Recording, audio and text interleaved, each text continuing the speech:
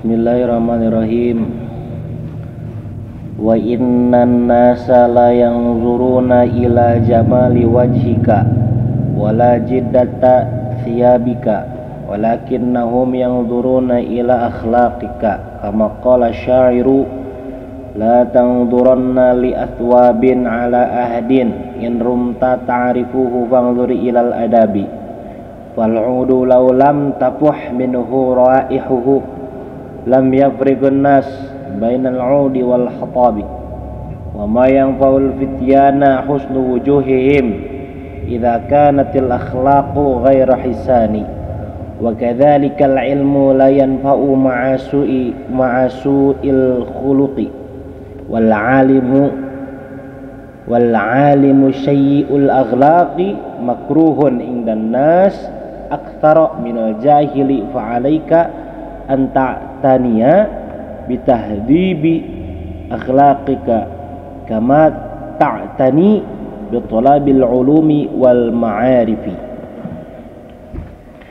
Wa innan nas jeung sanyanya nas sakabeh jalma atanapi jeung sanyanya na jalma-jalma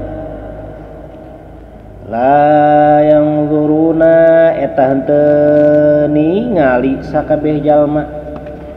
henteu ningali jalma-jalma ila jamali wajhika kana kagindingan rarai anjeun ila jamali wajhika kana kagindingan rarai anjeun kakasepan kitu wala jiddata thiyabika jeung henteu kana anyarna pakaian anjeun wala jiddata thiyabika jeung henteu kana anyarna pakaian anjeun walakinnahum jeung tetapina sakabeh jalma ari sakabeh jalma jeung tetapina ari sakabeh jalma-jalma yang duruna eta ningali jalma-jalma ila akhlaqika kana pirang-pirang akhlak anjeun saestuna sakabeh jalma hakikatna manehanana henteu ningali ka hiji jalma tina kasepna, tina geulisna, tina ginding pakayana, tina loba hartana, akan tetapi ilaharna manusia ningali ka manusia deui nu sejen teh tergantung tingali kana akhlakna. Da beungeut kasep tapi kasebeuleun mah tuh da naon pulukeunana lain pikaresepeun ka dituna teh kalaka pikahewaeun kangewaeun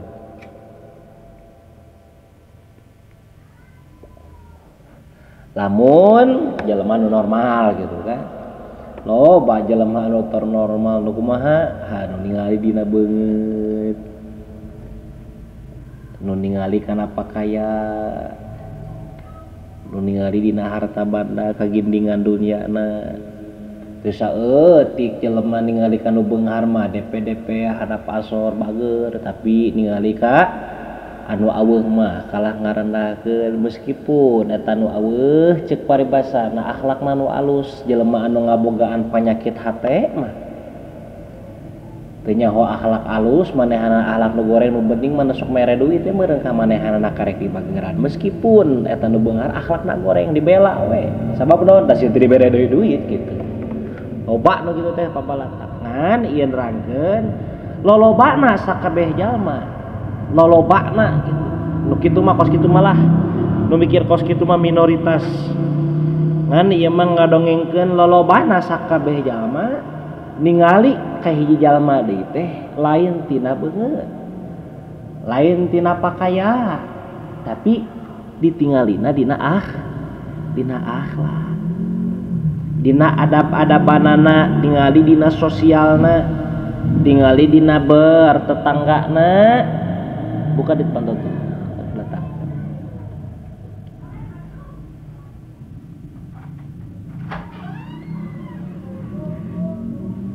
tutupan deh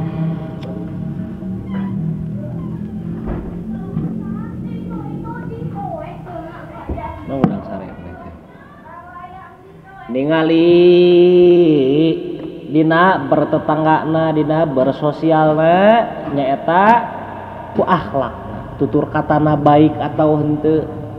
pagaweanana baik atau henteu kan kos kitu kan resep atuh ningali anu hade akhlak nama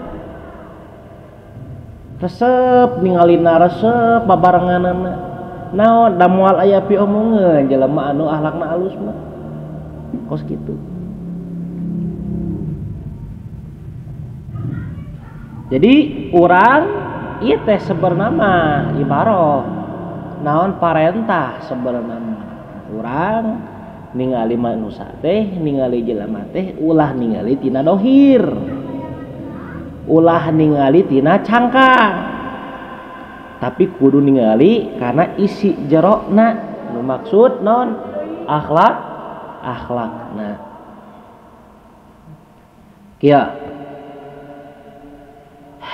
jeung jelema ulah ditingali dina anyar pakaianna teu ningali pakaian anyar jeung henteu jelema nu normal mah tapi ningali anggar we tina adab-adabanana anggar we tina akhlakna geus kitu heuh urang we nyelenyepan lamun babarengan jeung nu alus akhlakna tungkan merna hareuna gitu moal aya omongeun ya Allah nah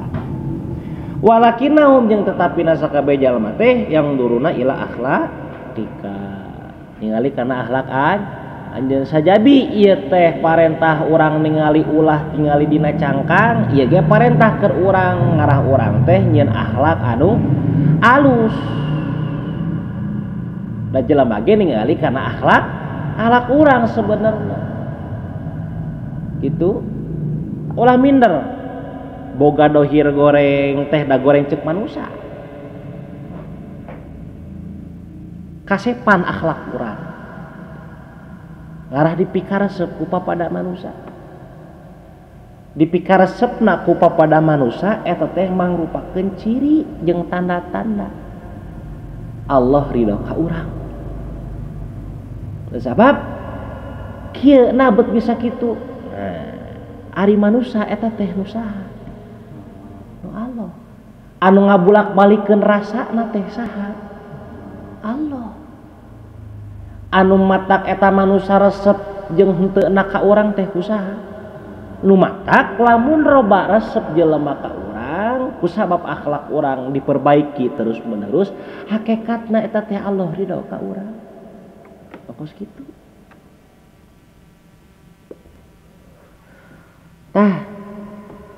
kama qala syairu sapertos parantos ngadauh hiji siiran diucap ke dina hiji siiran latang doronna li atwabin ala ahdin latang doronna ulah ningali anjeun ulah ningali anjeun li atwabin kana hiji kana pirang-pirang pakaian li atwabin kana pirang-pirang pakaian ala ahadin ka hiji jalma in rumta lamun neja anjeun ta'rifuhu kana nganyahokeunana hiji jalma pangdur ilal adabi mangka tingali we kana adab-adaban nana kitu cek hiji siiran teh ulah ningali maneh kana hiji pakaian anu mana eta pakaian jadi tolak ukur hade jeung gorengna jelema tong ningali kana pakaian tapi lamun maneh hayang nyaho hakikatna sabenerna jalma kunaon ku nganyahokeun ku ningali adab-adabanana cangkang mah cangkang dohir gitu bisa katipu jelema nya kadituna lain saukur nilai jalma nalikana urang rek neangan pijodoeun oge gini ulah ningali tina dohirna geulisna kasepna sabab naon loba nu naripu lamun ningali dina kageulisan aya beakna lamun dina pakaya sarua aya beakna kageulisan aya beakna heuh ayeuna keur ora geus kolot mah ada kos kitu sarua lumrahna nini ya ningali dina kakasepan nya kitu teh sarua kasep teh ayeuna keur ngora ari geus kadituna sarua jadi lumrahna aki-aki sakasep-kasepna aki-aki jeung nini sakumaha sih gitu kan sagelis-gelisna nini baheula geulis gitu kan sagelis-gelisna nini geus reot mah cadu tah payudi ka budak SMA aya dina TV viral gini nya udah para kan ini walau alam eta mah lamun cek kacamata dohir kitu nya cek panon dohir nini sakumaha kitu teh lah meskipun baheulana geulis anggar kan katipu tah lamun jelema ningali tina kageulisan jeung kakasepan tina dunya kitu nilai haliahna dunya da teu anggar atuh waktu mamorosot gini aya beak tapi lamun urang ningali pijodoeun tina akhlak mah bakal ngadarah daging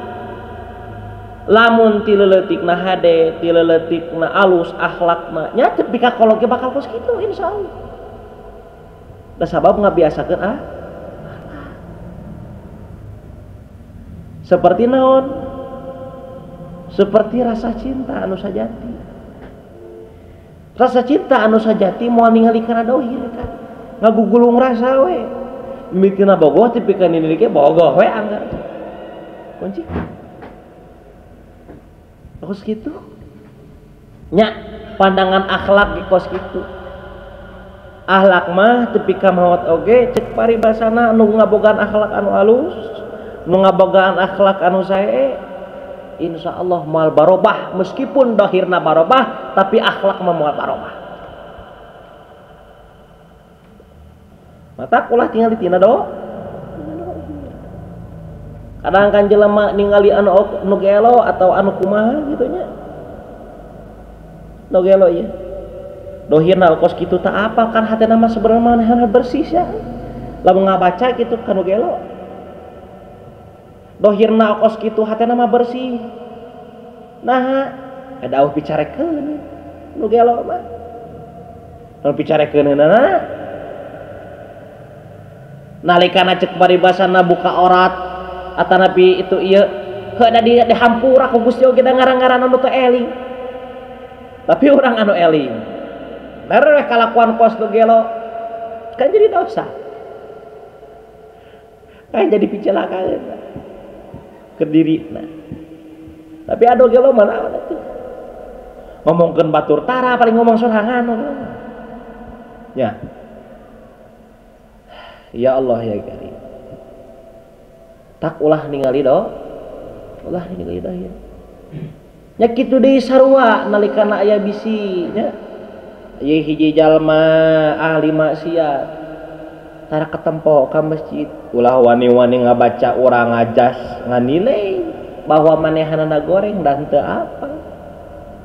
satu kangen di dinya na manehanana pernah meureun ngarekees ka Gusti embung kos kitu teh ngan hese tak aya hiji kaul di para ulama nyarioskeun kieu Allah mah leuwih suka Allah mah leuwih resep ka jalma-jalma ahli maksiat tapi manehanana sering tobat daripada ka jalma anu ahli ibadah manehanana sombong ku ibadah Allah mah leuwih resep ka jalma anu sok maksiat jalma anu berdosa tapi senantiasa manehanana jalma berdosa eta teh tobat ka Allah daripada jelema anu sok ibadah tapi kadituna teh sombong tak ulah ningali cangkang tak apal isuk pageto manehanana tobat leuwih soleh tibatan jelema anu sok ibadah gitu kan terus perumpamaan di dina hiji siiran pal'udu laulam tafuh minhu rawaihu lam yabrigin nasu bainal udi wal hatabi makanya kitu teh perumpamaan pal'udu mangka ari kaiud apal kaiud teh kai anu seungit laulam tapuh minhu rawaihu laulam tapuh lamun teu seungit minhu tina eta kaiut rawaihuhu ambeuna eta kaiut lam yabrikin nasu bainal udi wal khatabi lam yabrikin nasu mangka moal bisa ngabedakeun anasu jalma-jalma bainal udi wal khatab antarana kaiut jeung kai biasa tuh nu ngabedakeun teh kos kitu dir ibarah tangkal ud jeung tangkal nu sejet jelema bisa nyaho ud jeung nu henteu teh tina naon kan lain tina dohir da sarua kos kai leuweung ngan anu ngabedakeun jelema bisa nyaho jeung resepna teh tina naon tina ambeuna eta kai lamun mah eta kai ud jeung ngabogaan seungit maka eueuh bedana jeung moal bisa ngabedakeun jalma-jalma antara kai ud jeung kai biasa da sarua rupa anu mata kabedakeun teh ambe tah jelema ge kos kitu da sarua kabehana ge manusia aya irungan aya panonan aya awewe kos kitu sarua rupana kan anu ngabedakeun anu ngajadikeun bisa resep jeung henteuna antara jalma jeung jalma teh lain tina dohir tapi tina akhlakna eta pada manusia wa ma yanfaul fityana husnu wujuhihim wa ma yanfa'u jeung teu mangpaat cenah kan al fityana ka pamuda-pamuda husnu wujuhihim hadena raraina eta pamuda atau husnu wujuhihim hadena kasepna rupana beungeut-beungeutna sakabeh pamuda idakanatil akhlaqu ghairu hisani idakanat di mana-mana lamun aya akhlakna eta pamuda ghairu hisani eta henteu alus percuma boga beungeut kasep percuma boga rarai kasep boga beungeut geulis lamun henteu ngabogaan akhlak anu alus pika sebeleun we nu aya jeung hayang ngajebrot beungeut kasep oge lah ari calutak mah beungeut geulis ge lah boro-boro hayang resep teh geulis atau resep teh kasep ceuk nafsu mimiti biasan mata lila kalilaan dirandapi pika sebeleun mah anggar we ewa kamu kos urang-urang ya beungeut goreng ditambahan we akhlak goreng atuh auh pulukan terus gitu leheung lah lamun anu kasep atau nu geulis mah kan pulukaneun tina nafsu lah cek meskipun teu meunang gitu nya goreng kasebutna urang beungeut goreng patut dar teh akhlak teh leuwih bejadi auh pulukeun wa kadzalika ilmu layan pa'u ma'suil khuluqi wa kadzalika jeung nya kitu deui jeung eta nu terangkeun al ilmu ari ilmu layan pa'u moal mangpaat si ilmu teh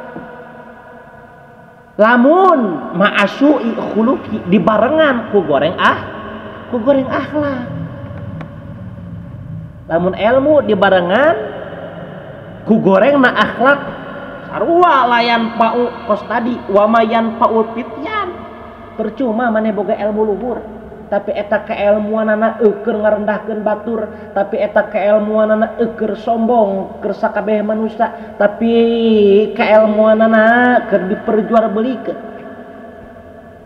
pangartina digadekeun kana dunya percuma adab-adaban ilmu kan maksudnya teu ngabogaan akhlak anu alus keur dirina teu ngabogaan adab-adaban kana ilmuna angger layan pa'u moal mangpaat salat ku salatna ibadah ku ibadahna geus beres salat jeung ibadah teh dar ngomongkeun batur si itu menitara ka masjid untung we urang mah osok ka masjid kos anu teu sapira padahal eta teh kasombongan muruluk atuh amal-amal ngahinakeun kanu berdosa ngahinakeun kanu maksiat kan teu apal ceuk sorangan ge atuh maksiat di balik layarna mangarekes ka Gusti Nabi teh da alim ongkos kieu hayang balik hirup teh tapi kumaha da teu bisa der teh urang anu teu nyaho naon-naon ningali ukur cangkar diomongkeun saeta meuni atuh cenah kudu kumaha lamun ningali nu kos kitu ngadoakeun Gusti mudah-mudahan mantena dipaparinan hidayah. Eta ge ngadoakeunana secara sembunyi-sembunyi. Da sabab lamun ngadoakeun hiji jalma anu ahli maksiat terus dihareupeun babalareaan loba jelema terus disebutkeun eta jalma nu sok maksiat teh ngaranna kade euy setanna pinter sok nyelenep di dinya teh. Seolah-olah anu ngadoakeun eta teh pandangan baturnya kan beda-beda. Soleh padahal matak nu leuwih alus mah ngadoakeun batur teh mending dibalik layar we tong loba nu nyaho Gusti jaga mantena paparinan hidayah mantena oge teu hila paparinan hidayah diri abdi terus kitu. Lain ngadoakeun batur we dirina henteu di doakeun kesombongan berarti eta aya seolah-olah manehanna leuwih saleh tibatan. Nya kitu deui sarua lah dina bab ilmu luhur ilmu akhlak na goreng teu dibarangan ku akhlak nu alus angger eueuh nanaonna eueuh nanaonna wal alimu bahkan ye dina ieu kitab disebutkeun perbandingan nih wal alimu jeung ari jalma anu boga ilmu sayyiul akhlaqi goreng akhlakna ieu makruhun eta leuwih dipikak ewa ingdan nas dimungguh papada manu sara aktsara leuwih loba minal jahili tibatan jalma anu bodoh. Ye dibandingkeun cek dina ieu kitab jalma anu berilmu jalma anu keur diajar ilmu dengekeun ku dia lamun ye diperbandingkeun jalma berilmu dibandingkan jeung jelema anu bodoh. Jelema anu berilmu henteu ngabogaan akhlak anu alus dibandingkan jeung jelema anu bodoh teu ngabogaan akhlak anu alus. Maksudna duanana goreng. Bakal leuwih dipikang ewa jelema anu berilmu. Sabab naon? Kanyaho sia teh dina ilmu teh bab akhlak teh kumaha. Dar teu ngalaksanakeun jelema anu bodoh mah diwajarkeun ka dimaklum. Da maklum si eta kitu oge da teu diajar teu nyaho bab bagan dina bab adab-adaban tapi nalikana jelema anu berilmu teu ngabogaan adab kan leuwih dipoyok atuh kan leuwih dipikang ewa. Nah sabab perspektif manusia kan nyaho gitu kan engko diajar sia teh engko sakola sia teh kan gitu tapi adab-adaban kos kitu engko ngaji sia teh tapi adab-adaban goreng kamanakeun atuh eta ilmu kan leuwih dipikang ewa kos kitu dibanding jelema dulu bodoh da wajar eta mah da teu sakola wajar manehna kitu da henteu ngaji kan tapi jelema nu berilmu mah kade ya Allah ya Karim fa alaika mangka kamistian ka anjeun saha ka urang tak tania kana kudu mentingkeun anjeun bitahdi bi akhlaqika kana ngurus akhlak anjeun kama tak tani bitola bil ulumi wal ma'arifi kama tak tani seperti mentingkeun anjeun bitola bil ulumi kana nyuprih pirang-pirang ilmu wal ma'arifi jeung pirang-pirang kanyaho tah kamistian keur urang anu urang senantiasa mentingkeun neangan ilmu senantiasa mentingkeun neangan hal-hal anu dipikanyaho nu kudu dipikanyaho nya kitu deui sarua urang ge kudu mentingkeun dina bab akhlak seperti pentingna neangan ilmu nya kitu deui sarua pentingna berakhlak nu halus. Nah, jadi disandingkeun kos kitu saruakeun. Ulah saukur orang semangat nyuprih ilmu tapi teu semangat memperbaiki diri. Kudu disaimbangkeun justru leuwih hade keneh kos kieu bebenah heula diri. Sing semangat heula bebenah diri, akhlak urang, ucapan urang, akhlak naon? Akhlak paningali, akhlak pamucap akhlak pangambe, akhlak pangdenge urang, akhlak hate urang,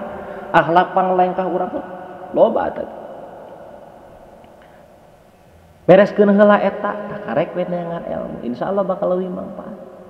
Jeung moal hese mawana kana eta ilmu da sabab urang geus ngaberesan heula diri urang tina bab akhlak.